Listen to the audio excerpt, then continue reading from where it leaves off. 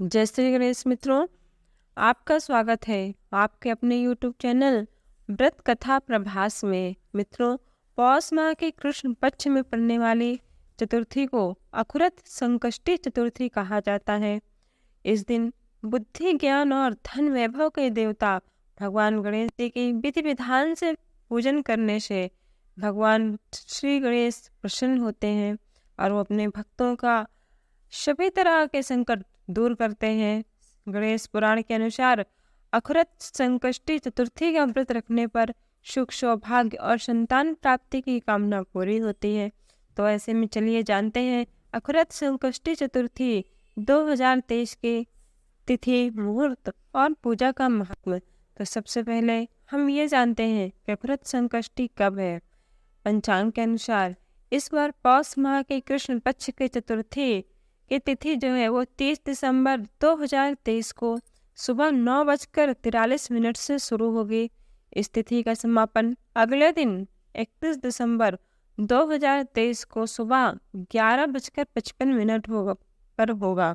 ऐसे में चंद्रोदय के टाइम से, जैसा कि आप जानते हैं, चतुर्थी का व्रत हम तब रखते हैं, जिस दिन रखते हैं उस दिन शाम के समय, पूजन के समय या चंद्रोदय के समय चतुर्थी की तिथि का रहना आवश्यक है। ऐसे में चतुर्थी का व्रत 30 दिसंबर को ही रखा जाएगा। मित्रों, गणेश चतुर्थी का यह परम पावन व्रत करने से भगवान श्री गणेश प्रसन्न होते हैं। भगवान श्री गणेश को विघ्नहर्ता कहा जाता है। इनकी पूजा उपासना करने से मनुष्य के जीवन में शारीरिक कष्ट, बाधाएं दूर हो जाती हैं। संकष्टी चतुर्थी के दिन जो भी मनुष्य सच्चे मन से गौरी पुत्र भगवान श्री गणेश का ध्यान करते हैं, उनके सभी मनोकामनाएं जरूर पूरी होती है और वो जीवन में हमेशा सुख, समृद्धि एवं शांति को प्राप्त करते हैं। मित्रों, संकष्टी चतुर्थी का पूजन का शुभ मुहूर्त सुबह के समय 8:03 से 9:30 तक रहेगा और शाम के समय पूजन का शुभ मुहूर्त 6:14 से रात में 7:46 तक रहेगा। चंद्रोदय का समय चतुर्थी के दिन चंद्रोदय का समय रात को 9:10 पर होगा। तो चलिए अब हम भगवान श्री गणेश की पवित्र पावन कथा को सुनते हैं। यदि आप संकष्टी चतुर्थी का व्रत करते हैं तब आप पूजन करके शाम के समय यह कथा सुनिए। यदि आप संकष्टी चतुर्थी का व्रत नहीं करते तो भी भगवान श्री गणेश का पूजन करिए सुबह के समय और उन्हें दूर्वा और आपसे हो सके तो लड्डू का भोग अवश्य लगाएं। यदि आप लड्डू का भोग नहीं लगा सकते फिर भी श्री गणेश को कम से कम 21 दूर्वा चतुर्थी के दिन समर्पण करिए। जो भी भक्त सच्चे भाव से भगवान श्री गणेश को चतुर्थी के दिन 21 दूर्वा समर्पित करता है, भगवान श्री गणेश अवश्य उस पर प्रसन्न होते हैं और उसके सारे बिगड़े काम बनाते हैं। तो चलिए अब हम भगवान श्री गणेश को प्रणाम करते हुए उनकी परम पावन या पवित्र कथा सुनते हैं। एक समय की बात है कि विष्णु भगवान का विवाह लक्ष्मी जी के साथ निश्चित हो गया। विवाह की तैयारी होने लगी। सभी देवताओं को निमंत्रण भेजे गए परंतु गणेश जी को निमंत्रण नहीं दिया गया। अब भगवान विष्णु की बारात जाने का समय आ गया। सभी देवता अपनी पत्नियों के साथ विवाह में शामिल हुए। उन सबने देखा कि गणेश जी कहीं दिखाई नहीं दे रहे हैं। तब वो आपस में चर्चा करने लगे कि क्या गणेश जी को न्योता नहीं दिया है या स्वयं गणेश जी ही नहीं आए हैं। सभी को इस बात पर आश्चर्य होने लगा। तभी सबने विचार किया कि विष्णु भगवान से ही इसका कारण पूछ लिया जाए। आपस में ज़्यादा सोचने से क्या लाभ।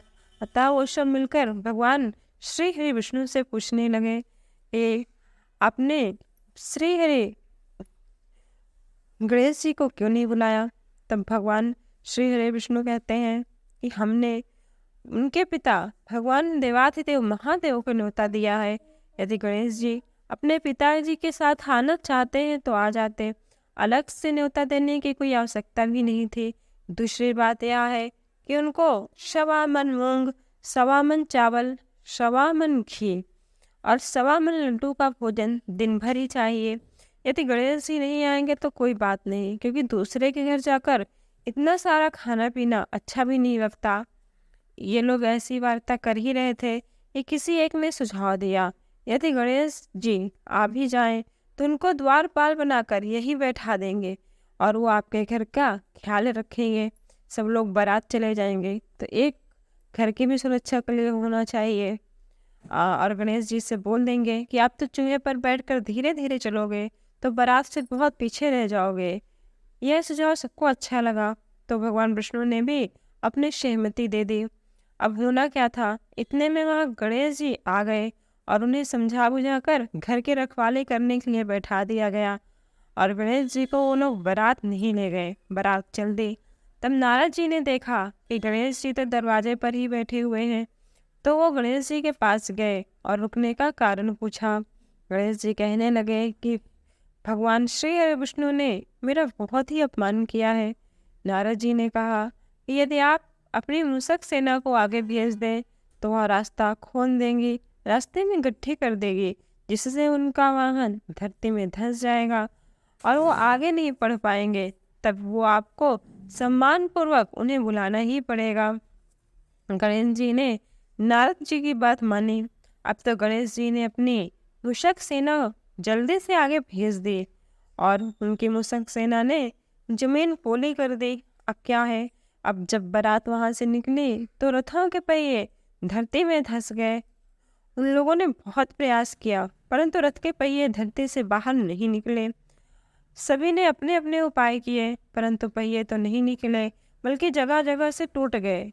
किसी को समझ में नहीं आ रहा था कि अब क्या किया जाए। तब खाते कहने लगा कि हे देवताओं, आपने सर्वप्रथम गणेश जी को नहीं मनाया होगा और ना ही उनकी पूजन की होगी, इसीलिए तो आपके साथ यह संकट आया है।